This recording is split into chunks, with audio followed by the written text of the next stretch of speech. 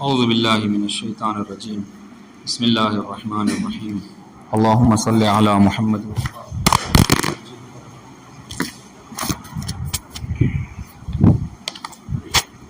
حروف غیر عامل درس 20 یعنی 23واں درس حروف غیر عامل، یعنی وہ حروف کے جو عامل نہیں ہیں، عمل نہیں کرتے. اس ہیڈنگ کو اپنے ذہن میں رکھیے گا، یعنی وہ حروف کے جو عمل نہیں کرتے. ٹھیک ہے، یہاں سے لے کر آخر تک ہم جتنے حروف پڑھیں گے یہ ان حروف کا سلسلہ ہوگا کہ جو حروف جملے میں یا کلمے میں داخل تو ہوتے ہیں لیکن عمل نہیں کرتے. ٹھیک ہے، اچھا عمل نہیں کرتے بات صحیح ہے، لیکن یاد رکھیے گا عمل نہیں کرتے یہ ایک بات ہے، لیکن اپنا معنی ضرور دیتے ہیں، معنی ضرور دیتے ہیں.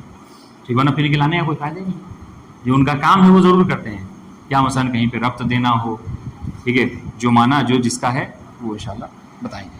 دیکھیے حروف غیر عامل حروفی ہستند کے در کلمے و یا جملہ پس از خود اثر اعرابی ایجاد نمی کنند.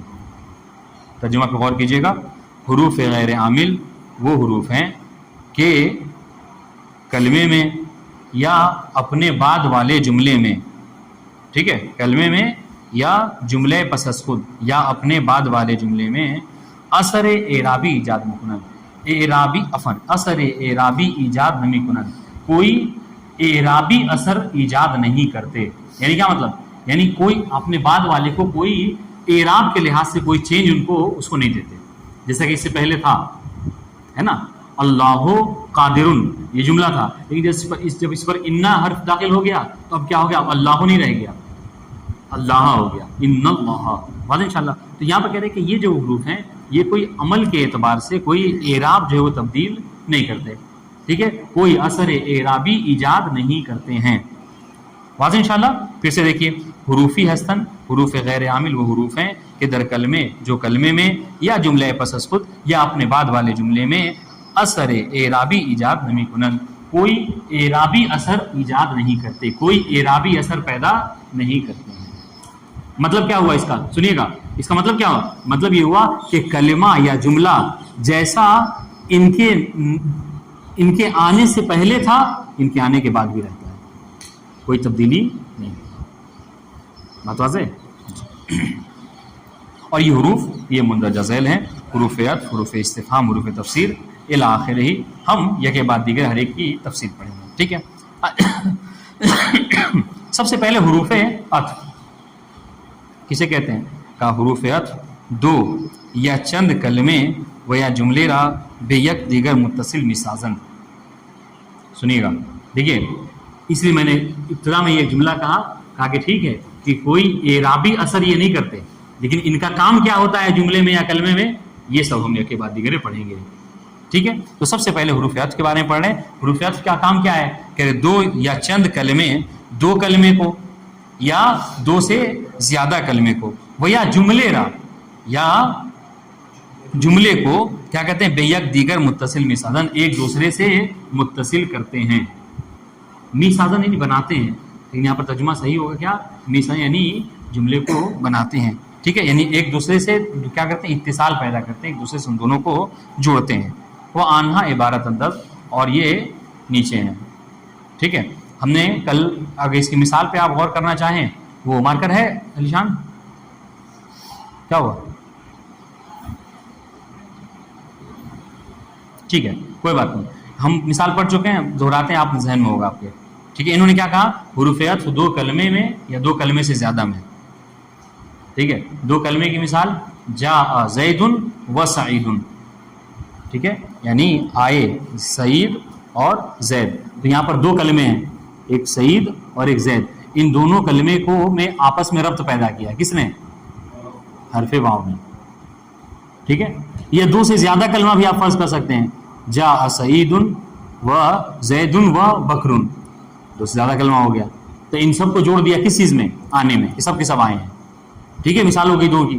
تیسری مثال کہ جملے کو ایک جملے کو دوسرے جملے سے ربط پیدا کر دیتے ہیں. اس کی مثال کون بتائے گا؟ کہ ایک جملہ دوسرے جملے سے مربوط ہو جاتا ہے واو کے ذریعے سے، حرف عطف کے ذریعے سے. آسان، یہ بھی ہو سکتا ہے. ٹھیک ہے. یا جو مثال ہم نے پڑھی تھی ایاک نعبد و ایاک نستعین.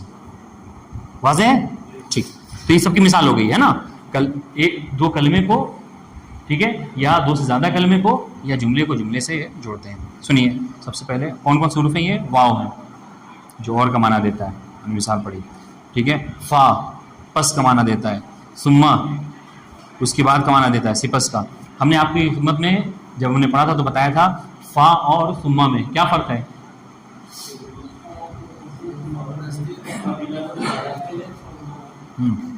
آپ ایک دفعہ کہتے ہیں جاء فلان ففلان, ہاں, کہ فا جو ہے وہ کیا کرتا ہے, یہ ترتیب کا معنی دیتا ہے, ترتیب کا معنی دیتا ہے. دیکھیے اس میں آج مارکر کیوں نہیں ہے؟ مارکر ہوتا تو ضروری تھا. مارکر کہیں آس پاس مل جائے گا؟ دیکھو سمیر جلدی سے.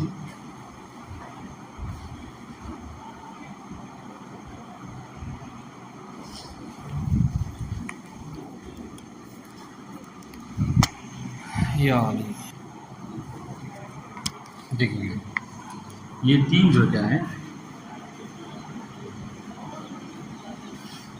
حروف ہے, ٹھیک ہے. واو, فا اور ثم, ٹھیک ہے. جاء زید و عمر, ٹھیک ہے. فا کی مثال جاء زید فعمر, ٹھیک ہے. ایک ہی مثال ہوگی جاء زید ثم عمر, ٹھیک ہے. دیکھیے گا تو مثال ایک ہی ہے, لیکن یہ کیوں, دیکھیے, اور یہ بہت امپورٹنٹ ہے. خاص طور سے اس کا فائدہ کب ہوگا؟ جب آپ عربی عبارت کا ترجمہ کریں گے. سمجھ رہے ہیں؟ جب آپ عربی عبارت کا ترجمہ, اگر کسی کوئی متوجہ نہیں ہوگا ان معنی کے اوپر تو وہ کیا کرے گا؟ سب کا ترجمہ کیا کر دے گا؟ زید آیا اور عمر آیا, ٹھیک ہے. آیا زید اور عمر, آئے زید اور عمر, آئے زید اور عمر, سب کا ترجمہ ایک ہی کر دے گا. جبکہ ایسا نہیں ہے. کیوں ایسا نہیں ہے؟ اس لیے کہ واو, ٹھیک ہے, یفید للجمع, یا اردو میں کہیے تو جمع کا فائدہ دیتا ہے, ٹھیک ہے, یا جمع کا معنی دیتا ہے. واو فا کیا ہے؟ یفید الترتیب, ٹھیک ہے. ثم یفید التراخی. کیا مطلب ہے؟ سنیے گا. جب آپ کہتے ہیں نا کہ جاء زید و عمر, یہ کیا جمع کا معنی دیتا ہے. مطلب کیا ہے؟ یعنی زید اور عمر دونوں آئے, زید اور عمر دونوں آئے. مطلب کیا ہے؟ یعنی ہو سکتا ہے کہ دونوں ایک ساتھ آئے, دروازہ کھلا ہوا, دونوں ایک ساتھ, دونوں نے انٹری کی, ٹھیک ہے. لیکن اگر آپ یہ کہتے ہیں کہ جاء زید فعمر, تو پھر یہاں پر ترجمہ یہ نہیں کہہ سکتے کیا کہ زید اور عمر آئے. غور کیجیے گا, اس کا جاء زید فعمر کا ترجمہ زید اور عمر آئے ایک ساتھ نہیں کر سکتے. کیوں؟ اس لیے کہ فا کا استعمال کیا, فا جو ترتیب کا معنی دیتا ہے. مطلب کیا ہے کہ ٹھیک ہے آئے تو دونوں ہیں, غور کیجیے گا, آئے تو دونوں ہیں, لیکن چونکہ زید پہلے ہے تو مطلب کیا ہے کہ کمرے میں پہلے زید آیا ہے اور پھر اس کے بعد کون آیا ہے؟ بتا دیں. اچھا یہی اگر ثم کے ساتھ بولا جائے, لیکن اس میں دیکھیے گا زید اور عمر میں کیا ہے, جب کہا کہ جاء زید فعمر تو اس بات کا فائدہ دے رہا ہے کہ زید آیا اور اس کے تھوڑی ہی دیر بعد فوراً ترتیب کے ساتھ فوراً کیا ہے چمڑے میں عمل بھی داخل ہو گیا. لیکن اگر آپ نے کہا جاء زید ثم عمرو تو پھر کیا ہے؟ پھر یہ کہ زید آیا اور کافی دیر کے بعد عمر آیا. ٹھیک ہے, یفید التراخی کہتے ہیں دیر کے ساتھ کسی فعل کا واقعہ. تو آنے میں دیکھیے تینوں میں آنے حکم ایک ہے, آنے کا ہم سب لگا رہے ہیں, لیکن کیا ہے یہ حروف جیسے عطف کے بدل رہے ہیں ویسے ویسے معنی بدل رہا ہے. واو ہے تو دونوں جمع کے ساتھ یعنی دونوں ساتھ ساتھ آئے ہیں. ثم ہے تو مطلب فا ہے تو ترتیب کے ساتھ آئے ہیں, یعنی پہلے زید داخل ہوا ہے پھر اس کے تھوڑی ہی دیر بعد فوراً بعد جو کیا ہے عمر داخل ہو گیا ہے. لیکن اگر ثم کا استعمال کیا آپ نے تو یفید التراخی آیا ہے زید اور عمر دونوں, لیکن کیا ہے عمر زید کے کافی دیر کے بعد آیا. التراخی युफीद तराखी, यानी फ़ायदा देता है तराखी का। तराखी मतलब किसी चीज़ का बाद के आना काफ़ी देर से। जैसे कुरान मजीद में भी इस्तेमाल हुआ है कि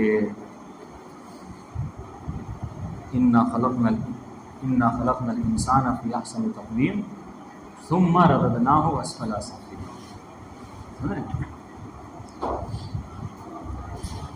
चलिए बहरहाल ये देखिएगा ज़रा सा।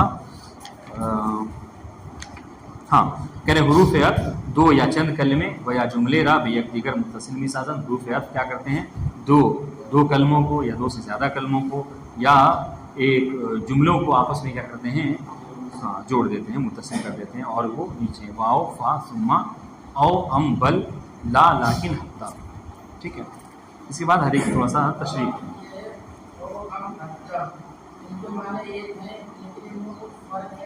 अभी अगली बात यही है, सब्र कर देखें। हर्फ अत्फ से नौमी भाषा। हर्फ अत्फ क्या है, तीन तरह के, ये जो हमने पढ़े हुरूफ अत्फ ये तीन तरह के।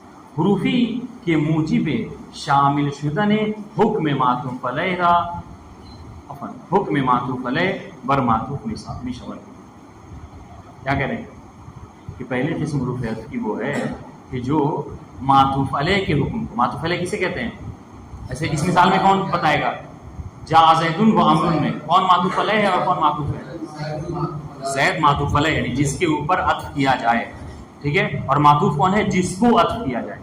वाज़ेह, ठीक है। तो क्या कह रहे हैं कि तीन तरह के हुरूफ अत्फ हैं। एक किस्म हुरूफ की वो है कि जो मूजिब यानी वजह, सबब, जो सबब बनते हैं किस चीज़ का, शामिल शुदन हुक्म मातूफ अलैह, कि मातूफ अलैह का जो हुक्म है ये शामिल है किसके ऊपर, बर मातूफ यानी क्या मतलब, यानी मातूफ अलैह पर जो हुक्म है वो मातूफ पर भी आया हुआ है। और ये कौन कौन से हैं, फा वाव सुम्मा और हत्ता। ठीक है, वाव फा सुम्मा और हत्ता, ये तीनों क्या बताते हैं कि हुक्म में सब के सब एक हैं। हमने देखिए ऊपर तीन लिखे हैं, वाव फा और सुम्मा, और सब में क्या हमने एक जुमला कहा था कि जा यानी आने का जो हुक्म है दोनों के ऊपर है। बस फर्क थोड़ा बहुत क्या है, ये एक में क्या दोनों जमा होकर आए हैं, एक में जो तरतीब के साथ आए हैं, और तीसरे वाले में सुम्मा में तराक़ी के साथ दे दे। लेकिन आने में हुक्म जो है क्या है, मातूफ और मातूफ अलैह का दोनों का हुक्म एक है। बात वाज़ेह, ठीक है। दूसरी मिसाल दे रही, जा ज़ैदुन व सईदुन, इस महल शाहिद क्या है कि जो आने का हुक्म है, हाँ ज़ैद और सईद दोनों के ऊपर, मातूफ अलैह पे भी और मातूफ पर। इस तरीके से जा ज़ैदुन फ सईदुन, यहाँ पर भी क्या है, बात वही है कि आने का हुक्म ज़ैद और सईद दोनों पर है, बस क्या है तरतीब के साथ है, यानी क्या है पहले यहाँ पर ज़ैद आया फिर उसके बाद सईद आया। इस तरीके से जा ज़ैदुन सुम्मा सईदुन, बात यहाँ पर तराक़ी के साथ है, मा तन्नासु हत्तल अंबिया। ठीक है, हाँ यानी लोग मरे यहाँ तक के अंबिया। तो ये जो हुक्म है मौत का, ये लोगों के साथ साथ किस पर भी लगा, अंबिया पर। ठीक है, यानी इस हुक्म पे सब सब मातूफ पर भी और मातूफ। बात वाज़ेह इंशाल्लाह, ठीक है। यहाँ तक के जी। अच्छा, दूसरी किस्म सुनिएगा, हुरूफी के हुक्म रा बेयकी अज दो तरफ बेदून ताइन निस्बत में है। हाँ, क्या कह रहे हैं, वो हुरूफ हैं कि हुक्म रा बेयकी अज दो तरफ बेदून ताइन निस्बत में है, कि हुक्म को, ठीक है, दो तरफ में से किसी एक तरफ की तरफ क्या करते हैं, हुक्म लगाते हैं, लेकिन वो मुअय्यन नहीं होता कि किसके ऊपर ये हुक्म है। फिर से देखिए, दूसरी किस्म अत्फ की वो है हुरूफी के हुक्म रा बेयकी अज दो तरफ, ठीक है, दो तरफ में से किसी एक तरफ के ऊपर बिदून ताइन, लेकिन वो तरफ कौन सी है ये वाज़ेह नहीं है, उस पर क्या करते हैं, हुक्म लगाते हैं। मिसाल पढ़ेंगे फिर उसका तरकीब ज़्यादा वाज़ेह होगी। देखिए औ और अम है, मिसाल जैसे जा ज़ैदुन औ सईदुन, ठीक है, जा ज़ैदुन औ सईदुन। अब यहाँ पर तर्जुमा क्या करेंगे, ज़ैद आया या सईद आया, ज़ैद या सईद। तो देखिए आने का हुक्म सुनिएगा, आने का हुक्म ये तो कंफर्म है कि दोनों में से किसी एक के ऊपर है, पर किसके ऊपर है ये नहीं मालूम। बात वाज़ेह, ये आने का हुक्म दोनों मातूफ अलैह और मातूफ में से दोनों में से किसी एक के ऊपर हतमन है, लेकिन किसके ऊपर है ये नहीं मालूम। अब फिर से तर्जुमा देखिए, حروفی کہ حکم را بے یکی از دو طرف، کہ جو حکم کو دو طرف میں سے کسی ایک کے اوپر لگاتے ہیں، لیکن کیا ہے بدون تعین، لیکن معین نہیں ہوتا کہ کون سی طرف ہے، زید پر ہے آنے کا حکم یا سعید کے اوپر. اس طریقے سے مثال ہے ازید قال ام سعید، کہ کیا زید نے کہا یا سعید نے. تو کسی ایک نے تو ضرور کہا ہے، لیکن کس نے کہا ہے یہ معین نہیں ہے. تو اس کا فائدہ کون دیتا ہے، او یا ام. واضح. تیسری قسم حروفی کے حکم را بطور مشخص بے یکی از دو طرف نسبت میں. یہاں پر دیکھیے، بالکل اگر وہ پچھلا والی بات سمجھ میں آئی تو یہ بات بہت آسانی سمجھ میں آ جائے گی. ہاں کہ یہاں پر کیا ہے، تیسری قسم حروف عطف کی وہ ہے کہ جو حکم کو دو طرف میں سے کسی ایک طرف کے اوپر مشخص طور پہ بتا دیتے ہیں کہ ہاں یہ حکم جو ہے اسی کے اوپر آیا ہے. ٹھیک ہے، یہاں پہ کوئی ڈاؤٹ نہیں ہوتا، یہاں پہ کوئی شک نہیں ہوتا. ٹھیک ہے، واضح ہوتا ہے، معین ہوتا ہے کہ ہاں یہیں پر حکم جو ہے وہ اسی کے اوپر آیا ہے. مثال سنیے، لا، یہ کون کون سے حروف ہیں، لا، لیکن اور بل. جیسے مثال دیکھیے، جاء زید لا سعید. ٹھیک ہے، ترجمہ کیا کریں گے، آیا زید نہ کہ سعید. تو یہاں پر اب کیا مطلب، اس میں آنے کا حکم کس پر لگا رہے ہیں، زید کے اوپر لگا رہے ہیں. سب بلا شک جو سب سمجھیں گے یہاں پر آنے کا حکم جو ہے وہ زید کے اوپر لگ رہا ہے، سعید کے اوپر نہیں لگ رہا ہے. بات واضح ہے فیض علی؟ ہاں، جاء زید لا سعید، تو حروف یہ بھی حروف عطف میں سے ہے. ٹھیک ہے، یہ اگر آپ اعراب کرنا چاہیں، ترکیب بنائیں تو کیسے کریں گے، جاء فعل ماضی مبنی بر فتح، زید فاعل مرفوع رفع کی علامت ضمہ، لا حرف عطف، سعید عطف ہے کس کے اوپر، زید کے اوپر، مرفوع رفع کی علامت ضمہ. ٹھیک ہے. اچھا آپ دیکھیے گا، ما جاء زید لیکن سعید، ما جاء زید لیکن سعید. ترجمہ دیکھیے، ترجمہ کریں گے آپ کے پاس سمجھ میں آ جائے گی کس پر حکم لگا رہا ہے کس پر نہیں لگ رہا ہے. ما جاء زید، نہیں آیا زید، لیکن سعید، لیکن سعید مطلب کیا ہے، یعنی ہاں سعید آیا ہے زید نہیں. ٹھیک ہے، زید نہیں آیا لیکن سعید آیا ہے، یہاں پر بھی مشخص ہے.